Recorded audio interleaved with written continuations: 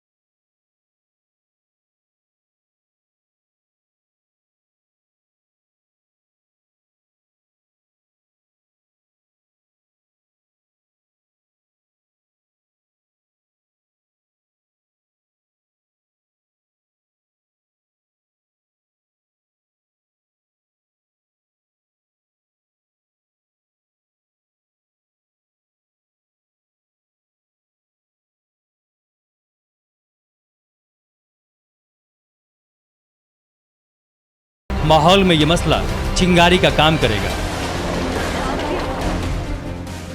दरअसल हंगरी की राजधानी बुडापेस्ट में शंघाई की फुडान यूनिवर्सिटी का ब्रांच खोला जा रहा है, जिस पर 1.8 अरब डॉलर खर्च हो रहा है, जो हंगरी के पिछले साल के एजुकेशन बजट से कई गुना ज़्यादा है। इस योजना के तहत फुडान विश्वविद्यालय का बुडापेस्ट परिसर वर्ष 2024 तक बनकर तैयार हो जाएगा और 27 देशों के यूरोपीय संघ में ये पहला चाइनीज़ यूनिवर्सिटी कैंपस होगा। अब यहाँ चीन की चाल को ध्यान से समझिए। अभी हमने आपको बताया कि बुडापेस्ट में बनने वाले फुडान यूनिवर्सिटी कैंपस के निर्माण में लगभग 1.8 अरब डॉलर की लागत आने का अनुमान है और इसके लिए चीन का एक बैंक हंगरी को 1.5 अरब डॉलर कर्ज दे रहा है। दरअसल यही चीन की विस्तारवादी चाल है। चीन इस 1 करोड़ वाले आबादी के मुल्क पर अपना कर्ज का जाल फेंक चुका है। अब धीरे धीरे वो हंगरी को कर्जदार बना लेगा, बैंकरप्सी की तरफ ले जाएगा और फिर कंगाली पर आने के बाद अपनी विस्तारवादी नीति को पूरी तरीके से कामयाब बना लेगा।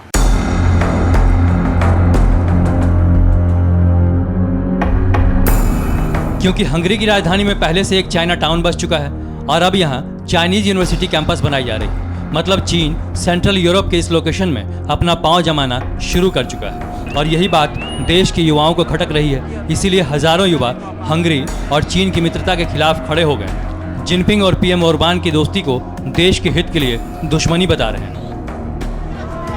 यहाँ के छात्रों के मुताबिक चीन अपनी यूनिवर्सिटी के जरिए उनके देश में कम्युनिस्ट विचारधारा को फैलाने का काम करेगा। इतना ही नहीं, इस कैंपस के बनने से हंगरी की उच्च शिक्षा के स्तर में कमी आएगी। लोगों के बीच में ये भय पैदा हो गया है कि चीन एक हेजिमोनिक पावर बन के आ रहा है और उसका विरोध करना अब बहुत ज़रूरी है। तो ये चीज़ अब देख रहे हैं हम कैंपसेस में हैं और जो हंगरी बुडापेस्ट के मेयर हैं वो प्रोटेस्टर्स के साथ हैं।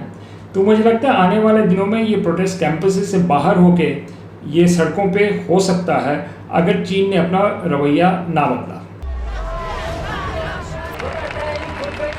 उदारवादी थिंक टैंक रिपब्लिकन इंस्टीट्यूट के अनुसार लगभग 2/3 हंगेरियन चीनी विश्वविद्यालय परिसर का विरोध कर रहे हैं। बुडापेस्ट के मेयर गेरगेली कराक्सोनी भी फुडान यूनिवर्सिटी कैंपस के खिलाफ हैं। उन्होंने घोषणा की कि वो चीन के मानवाधिकार उल्लंघन के पीड़ितों के नाम पर सड़कों का नामकरण कर रहे हैं, जिनके नाम हैं free Hong Kong, Dalai Lama street और उइगर मार्टर्स रोड। दूसरी ओर चीन मानवाधिकारों के हनन के किसी भी आरोप से इनकार करता है। हंगरी में हो रहे विरोध पर भी बीजिंग ने यह कहकर पानी डालने की कोशिश की कि दोनों देशों के बीच सामान्य सहयोग का राजनीतिकरण नहीं करना चाहिए।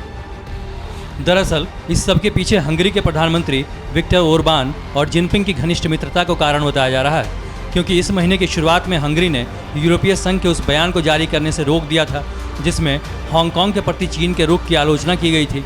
इसके अलावा पिछले ही हफ्ते हंगरी के विदेश मंत्री बीजिंग भी गए थे।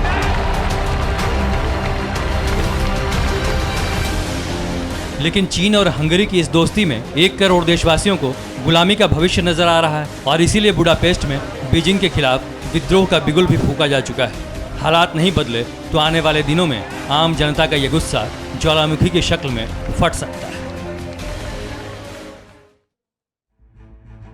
इसके अलावा यूरोप के एक और देश, और इस देश की हम बात करें तो जिस देश में ये सब कुछ हो रहा है, लुधियाना ने भी चीन को चुनौती दी है। 28 लाख की आबादी वाले इस देश ने चीन की CEEC यानी cooperation between China and central European countries को छोड़ दिया है। इस फोरम को 2012 में चीन ने शुरू किया था। इसमें यूरोप के 17 देश शामिल हैं, जबकि 18वां देश खुद चीन है। मतलब यूरोप में चीन के खिलाफ विद्रोह बढ़ता जा रहा है। आने वाले दिनों में यह विद्रोह और तेज हो सकता है। ऐसा क्यों होगा, इसकी वजह जान लीजिए। दरअसल चीन की योजना यूरोप में अमेरिका की खाली हुई जगह को भरना है। डोनाल्ड ट्रंप के कार्यकाल में अमेरिका का यूरोपीय देशों के साथ कई मुद्दों पर विवाद हुआ था। चीन को इसमें अवसर दिखाई दिया और वो बिना देर किए यूरोपीय देशों के बीच पैठ जमाने में जुट गया। पिछले साल के अंत यानी कोरोना के बीच ही चीन के विदेश मंत्री वांग यी ने यूरोपीय देशों का दौरा कर द्विपक्षीय रिश्तों को मजबूत करने की पहल की थी। लेकिन अब दुनिया के लिए खतरनाक होते जा रहे चीन के खिलाफ एक बार फिर अमेरिका और यूरोपीय यूनियन नजदीक आते जा रहे हैं, जिसकी पहल अमेरिकी प्रेसिडेंट जो बाइडेन ने की। यूरोपीय देश और नॉर्थ अमेरिका ने के देशों में चीन के खिलाफ बड़े प्लान पर काम हो चुका है शुरू। चीनी अखबार साउथ चाइना मॉर्निंग पोस्ट ने लिखा है कि चीन के खिलाफ दर्जन भर से ज्यादा देश प्लान तैयार कर रहे हैं, जो चीन के लिए बड़ा झटका होगा।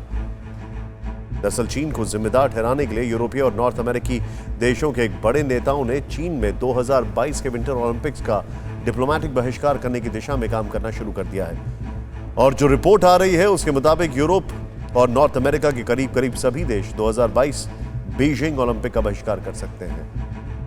अगर ऐसा हो जाता है तो ये चीन के लिए बहुत बड़ा झटका होगा। ऐसा इसलिए क्योंकि बहिष्कार के बाद चीन के लिए सिर्फ डिप्लोमेटिक ही नहीं बल्कि कई दूसरे रास्ते भी बंद हो सकते हैं। गौर करने वाली बात यह है कि अपने पहले विदेश दौरे पर यूरोप ही जा रहे हैं जो बाइडेन G7 समिट के लिए। फिक्र आपकी, सोमवार से शुक्रवार रात 9 बजे सिर्फ TV9 भारतवर्ष पर।